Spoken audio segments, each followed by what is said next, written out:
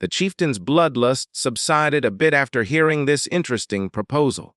He ordered the ghosts to stop, and the ghost priest started coming towards Lin. Looking him over from head to toe, the chief asked what kind of weapons Lin could make, while he found no deceiving skills in the young ghost.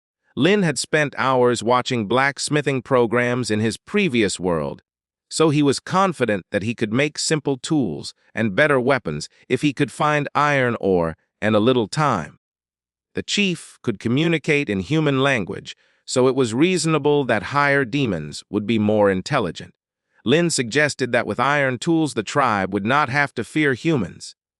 The idea was too tempting for the chief to refuse. He accepted Lin Tian's offer and gave him 3 days to find more and show results, or he would be killed after 3 days. The chief also threatened that if Lin failed, the ghost girl would die as well. As the leader went to his quarters, the rest of the tribe followed him. One thing was clear: the old chief was a ruthless villain who could kill his own people without hesitation. Confronting him directly was not an option. Lin had to make iron tools to buy time until she could strengthen them secretly. That night, a scouting party was sent into the forest. The scouting party included a ghost girl, and they had been marching continuously day and night. Exhaustion was inevitable. But as soon as the ghost girl showed even the slightest fatigue, the other ghosts scolded her and attacked her physically, as if she was just a punching bag. They considered her to be less than an average male ghost. But then one ghost was hit on the head by a stone thrown from behind. Lin clarified that they were only looking for iron ore and not engaging in pointless fighting. She gave them details of the ore and told the search party that if they wanted to survive, they had to find at least one piece of ore in the valley, and the consequences would be severe if they did not meet the requirement. As soon as Lin brandished his iron knife, the ghosts were frightened and quickly sprang into action. They started running around to find the ore and avoid the chief's blow. Lin Tian knew that his current efforts were only a temporary solution. He knew that once it outlived its usefulness, his life would be in danger. But he could see a clear way out. The system indicated that if he mated with the ghost girl, he could attain the status of the legendary ghost god. Thinking of this, Lin walked up to the crying ghost girl and gently told her to stop crying. He knelt down next to her so that she could hear him clearly and proposed that they should live together. He promised that as long as she stayed with him, no one would be able to harm her. She would have food, a warm shelter, and the peace she desperately needed. Lin said that he was a man of his word, but right now both of them were very weak and anyone could defeat them. Both of them had to become stronger. Hope was clearly visible in the ghost girl's eyes when she heard about gaining power. Lin asked her directly without beating around the bush if she would like to bear his children in exchange for power. The girl's hesitant reaction was expected, as she had never participated in such a ritual. But seeing Lin's kind and good nature, her curiosity increased and she wanted to explore this possibility. She didn't reply further. Lin gave her a deep, electrifying kiss.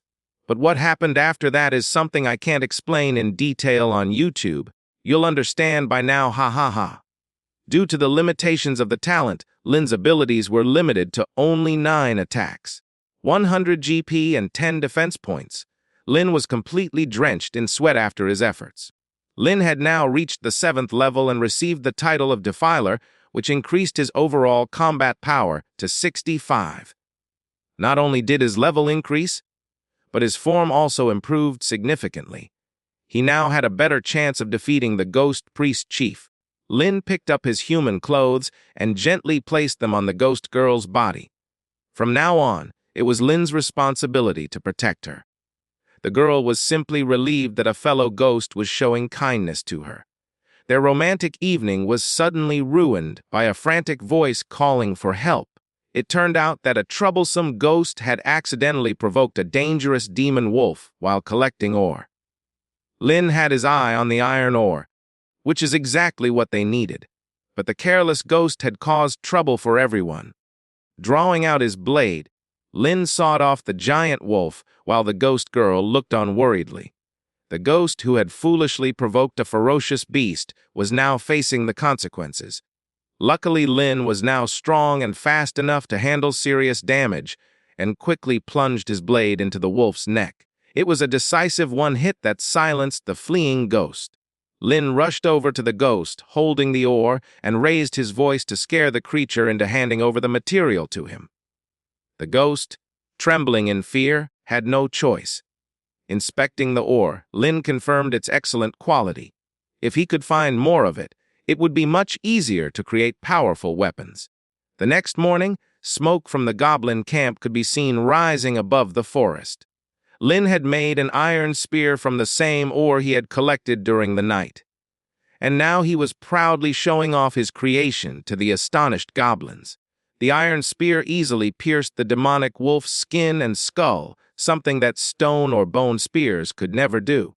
Even the goblin master was speechless at the quality of Lin's weapon. Lin removed the spear from the wolf's head and smilingly explained to the goblins that the iron spear was his own work. Lin had just made an extra head from iron and was proudly showing off his creation to the astonished goblins. The goblin chief's eyes immediately lit up with a desire to have one. Taking advantage of the opportunity, Lin raised the spear high, drawing the attention of every goblin to it as they stared at the weapon in fascination. Lin asked if they all wanted a similar spear. Obviously, everyone said yes and requested him to make additional spears. The ghosts looked at the iron spear and their mouths fell open and eyes filled with longing. To them, a simple iron spear was like a legendary artifact. But Lin winning the respect of the ghost tribe did not go well with the ghost priest, who now stood there with a sad expression. The ghost master quickly planned to use Lin to his advantage and then eliminate him as a potential threat to his power. The ghost master quickly caught the attention of the tribe and publicly acknowledged that Lin could indeed make iron weapons, and his words seemed true. But this acceptance was not an endorsement. To prove his worth and secure his place, Lin had to make 50 spears in 2 days, and this was no easy task. If he failed, he would become the tribe's prey. Even the normal ghosts were shocked by the extreme cruelty of their leader, who had somehow become as ruthless and cunning as humans. But they were willing to help Lin meet the chieftain's demands. Lin looked at the departing chieftain and couldn't help but smile, knowing that everything was going according to his plan. The chieftain should have killed him earlier, and that turned out to be his biggest mistake, as he was now as powerful as him. 2 days later, the time came when he had to deliver the spears. To everyone's delight and the chieftain's disappointed surprise, Lin Tian completed his task and dropped a whole basket full of iron-tipped spears on the ground. When Lin Tian told the chieftain that he had given him what he asked for, the surrounding goblins shouted in excitement. The goblins congratulated the hero for completing the task with an exaggerated smile. In a few moments, every goblin in the camp were given an iron spear, signaling the start of the celebration.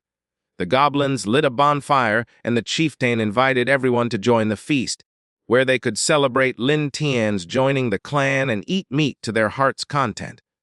He roasted a freshly caught fat boar. The largest portion was reserved for Lin Tian, and the goblin girl herself presented this special gift to him. Having tasted good meat after a long time, Lin Tian began to eat eagerly, but after the first bite, he realized that it was a trap.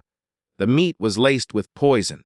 He fell to the ground and tried to spit out the poisoned food. But it was too late. The stupid ghost girl had unknowingly served him poisoned meat, and now he was trying to understand what was going on. At that moment, the mastermind of the whole plan, the ghost priest, appeared. He wasted no time mocking our hero's stupidity and laughing at him, saying that he thought he was smart and powerful enough to challenge the chief and take control of the tribe. The ghost master warned him that all his efforts would be in vain, as death awaited him on this path. As punishment for his audacity, Lin Tian would lose everything he loved most, including the ugly ghost girl he respected so much. She would be the first to be punished for her betrayal.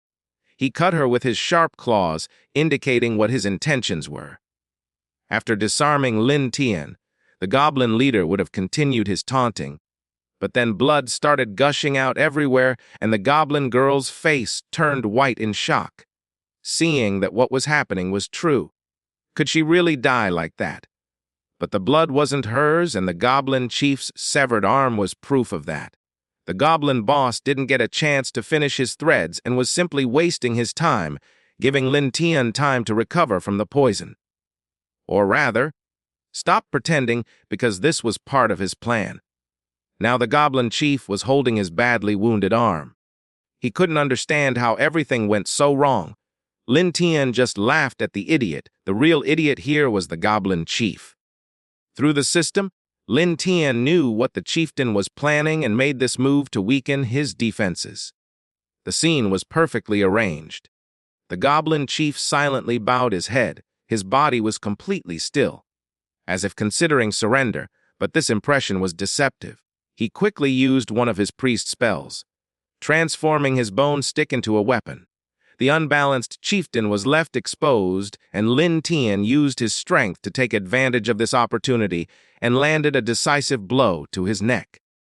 The chieftain's head fell to the ground, and the rest of the goblins were horrified to see Lin Tian, thinking that they might suffer the same fate as their former leader. However, our hero had no intention of killing them. Hating to the center of the village, Lin Tian loudly announced that he was now the new leader. He said that he would lead the goblins to glory and wealth and attack humans and elves. There would be no shortage of meat and women, and no one would underestimate the goblins or stand in their way. Delighted, the entire goblin clan joined in the celebration, dancing and shouting that Lin Tian was the greatest leader of all time, who would lead them to a life of bliss and eternal flesh. To validate his claims, Lin Tian pointed to the old chieftain's body and offered it to the goblins. They initially hesitated silently, wondering what to do, but soon their greed overtook them, and they stepped forward. They began eating the raw meat without hesitation. Even though this meat once belonged to their leader, goblins have a simple nature. Those who have power are respected, and those who don't are expendable. These ruthless creatures were now part of our hero's quest for vengeance. Now that the ghost tribe was under his control, he planned to capture more female elves to create a more formidable ghost generation. What he didn't know was that someone was watching this scene, hiding behind the bushes. It was an elven scout who had been observing the ghost camp from the beginning. What he saw was very disturbing, and he decided to pass this information to the elven village.